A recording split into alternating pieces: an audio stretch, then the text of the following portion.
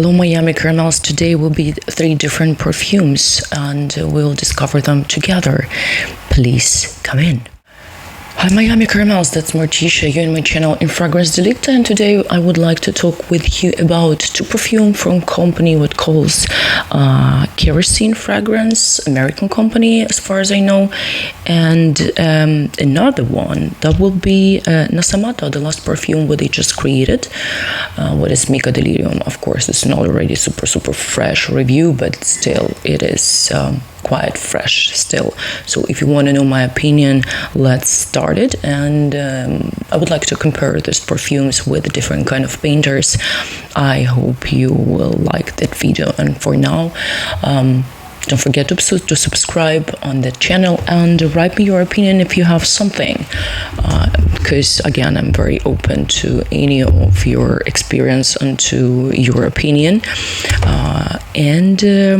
By the way, I'm Ukrainian artist and performer, and if you wanted to support Ukraine, if you wanted to support me personally or any kind of Ukrainian artist, there is my Etsy shop, Martisha in the Sea, where you can find my prints, original prints, and original artworks on metaphorical cards, and that's it.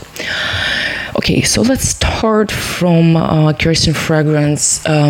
A Pretty Machine. Unfortunately, I do not have like a big size bottle, unfortunately for now. I really hope I will, but it's not that super easy because I'm located in Ireland and we just don't have those perfumes there.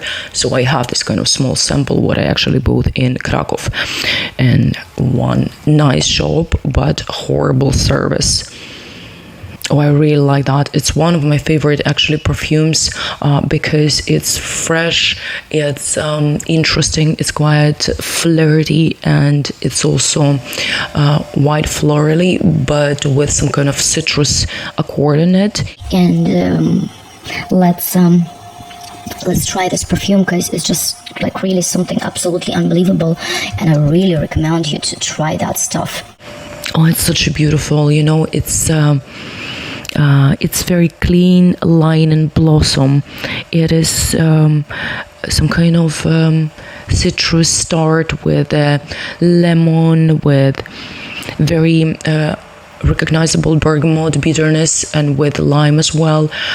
In the middle and the base notes, after meanwhile I can feel some rose, I can feel vetiver and white musk. I like white musk. It's the last dirtiest musks as you can feel around perfumes just in generally. And also probably more to the base after a couple of hours near Rolly, dancing almost solo.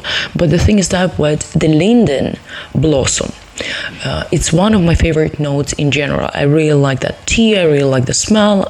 For me it's very cozy, for me it's very sensitive, and for me it's a little bit like girly but in mature way. It's a little bit I would say it's a little bit adult girly smell. Absolutely unbelievable. Don't be confused, because the Pretty Machine sounds like very cold, very metallic, quite industrial, but it is absolutely not. It's very nice, summery, and a beginning of springish smells.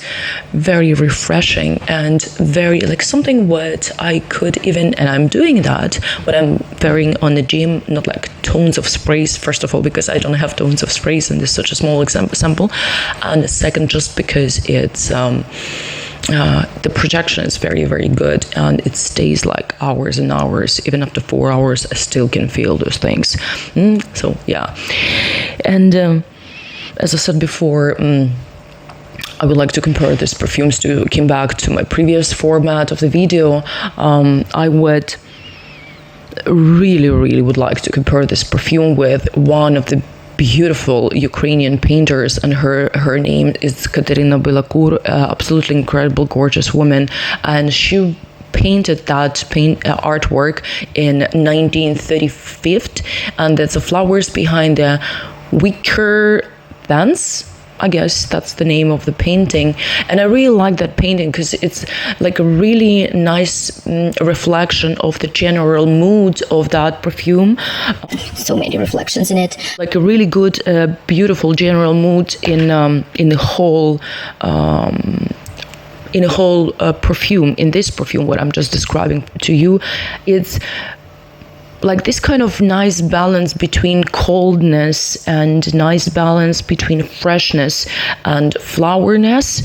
And it's very cozy, but it's very refreshing in the same time. I think it's one of the beautiful and gorgeous and believable, very, very, even I would say romantic images and presentation of Ukraine, especially in the beginning of the previous century, from beautiful, gorgeous, fantastic artists who had a very tragic events in her life. Like she's Ukrainian, so obvious.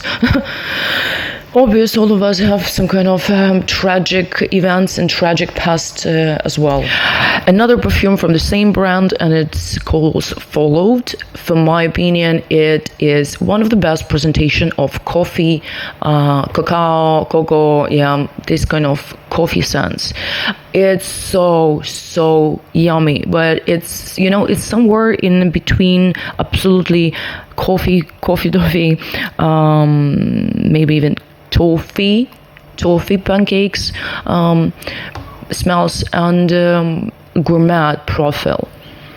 Oh, it's such a beautiful, nice start with roasted coffee beans, with cocoa, cacao, with espresso.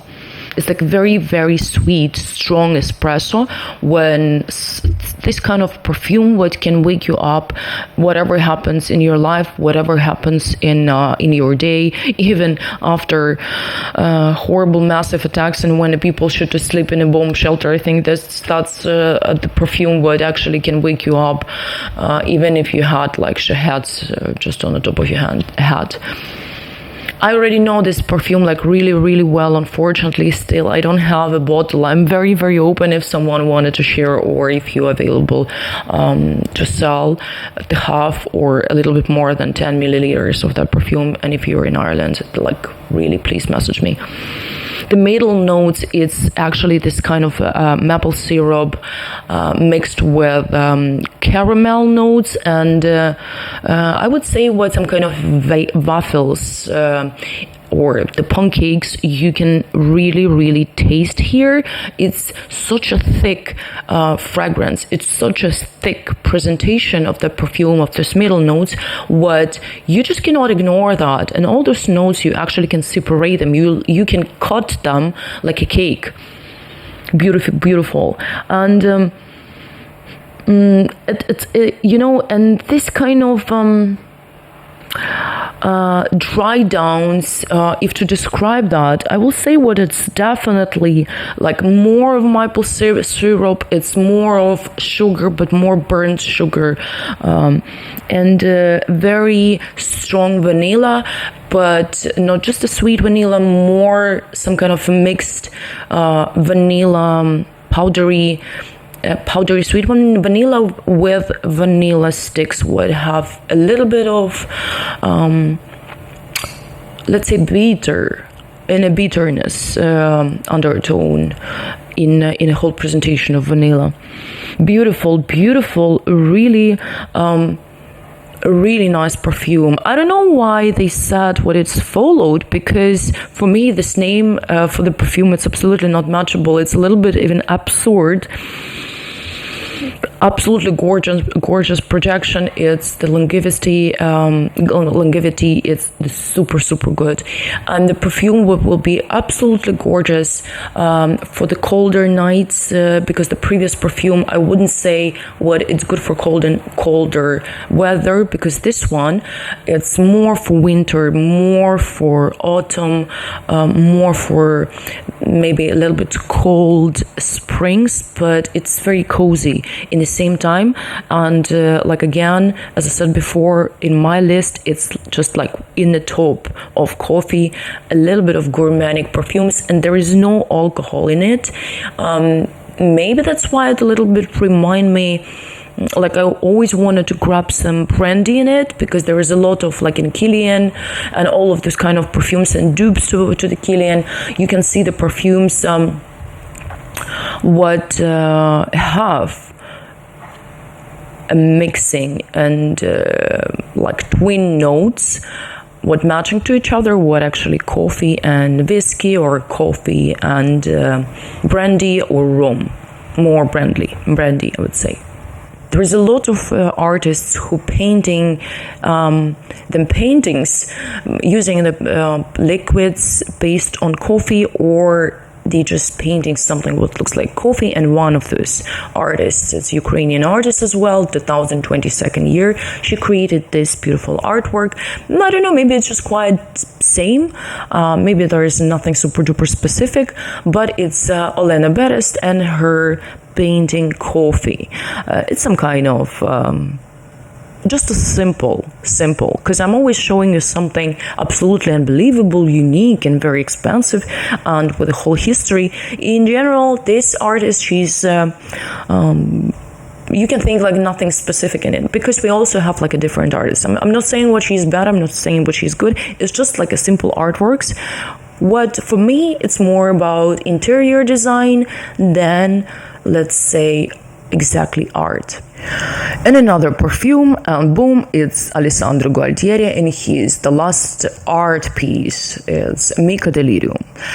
You know what I understood after trying this perfume? I understood what a lot of bases actually almost the same, and some perfumes they still smells different, but a lot of perfumes, and in the meanwhile, everything what they can present is just very recognizable basis.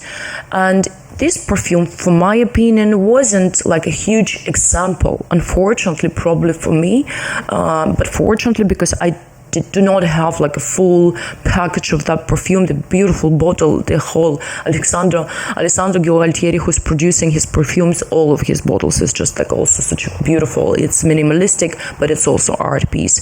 But the main thing, what the art pieces mostly, it's about his perfumes. That's what you can say about if to categorize art pieces.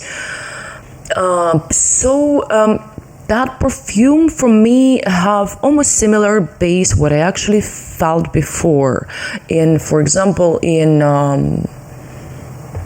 Seminalis, like very similar base, for my opinion, to Micodelirio.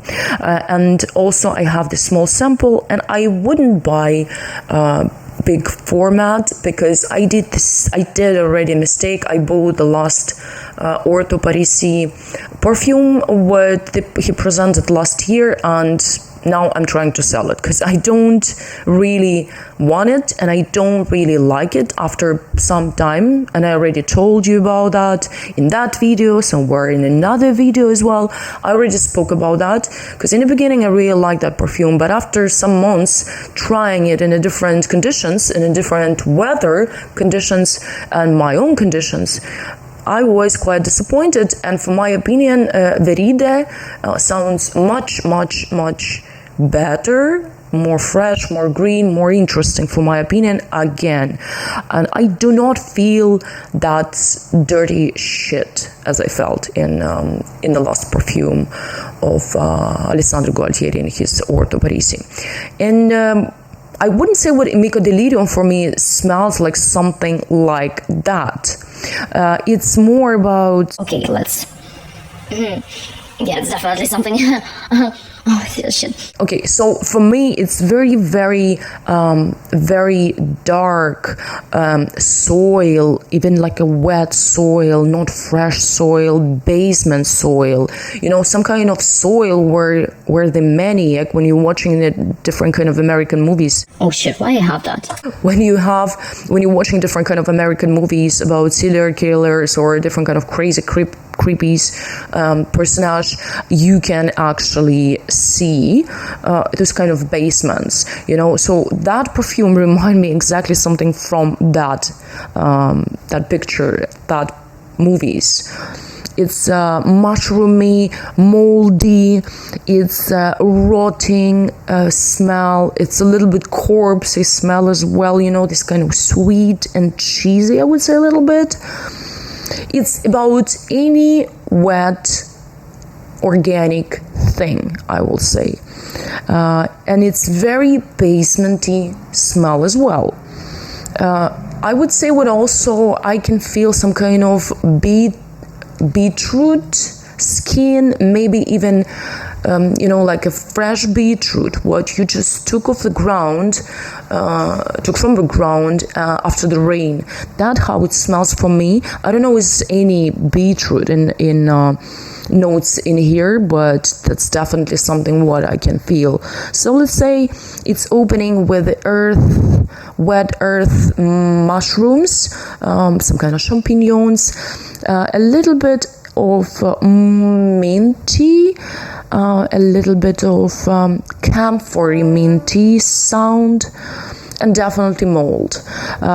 In a hard, after a couple of hours, more visible, I really can feel this a little bit sweet beetroot skin. I can feel that decompressed leaves, rooted leaves, rotten leaves, and definitely I can feel patchouli, the basement patchouli. And in a dry down, it's already very recognizable base, what actually Alessandro Gualtieri using almost all the time for like 50% of his perfumes. What it's a wood, it's very, very, very super, very dirty musk. It's some kind of chocolate notes, and I would say a little bit strange sweetness. I wouldn't say it's vanilla, but it's definitely something sweet. Maybe maybe tonka beans. I guess it could be a tonka beans. Who knows? He never said which kind of notes he's using for his perfume, so everything what we can do is we can just guess. So let's guess, and let's jump to the most interesting part, from my opinion, of what I can say about these perfumes. It's Ukrainian artist, one of my favorite Ukrainian artists, and in general the artist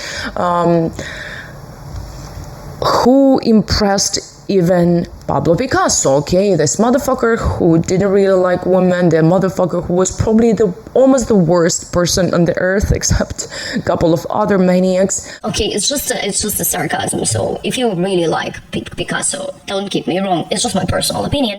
But Maria Primachenko, and when Picasso saw Maria Primachenko artworks, he was impressed. Like a lot of people around, a lot of people in art community, a lot of critics around the world as well, because the Maria Primachenko is absolutely gorgeous artist. It's a fine artist. It's a naive artist. She died last century, but she's the only one artist, especially in Ukrainian and Eastern Ukrainian part of the world and Europe, who became famous by creating her fantastic beasts. You can see the artworks. They're absolutely unbelievable and unique. You can see that Micodelirio botanical realism, okay? It's this mushroomy, trippy artworks. But Maria Primachenko, she learned how to paint by herself, mostly. She almost didn't have an education, and she's one of the greatest Ukrainian influences and idealist, I would say. And she just such an powerful figure, and unfortunately the Moscovites right now, they're destroying Ukrainian culture, they're destroying Ukrainian museum, they're trying to they're stealing Ukrainian pieces and art pieces, and like always by stealing, they're saying what everything was creating on them, because they wanted to delete and erase Ukrainian nation and from the history and any kind of cultural side as well, sign as well. Yeah, so that's it. I hope you liked that small video. I know I disappeared a little bit, but I'm pretty sure you had some fun in your life. Thank you for that, what you was with me. That was Martisha C. and my channel Fragrance Delicto. Please don't forget to subscribe on this channel. Please go to my Etsy shop Martisha C. Please go to my Instagram Martisha in the sea. I'm always in the sea, and would be cool if you will support. Any kind of support will be helpful for me personally, and to Ukraine as well. So yeah, donate if you can. It's very, very, very, very important. That's it. Be happy, be yourself, and of course, if you're a piece of shit, die in hell.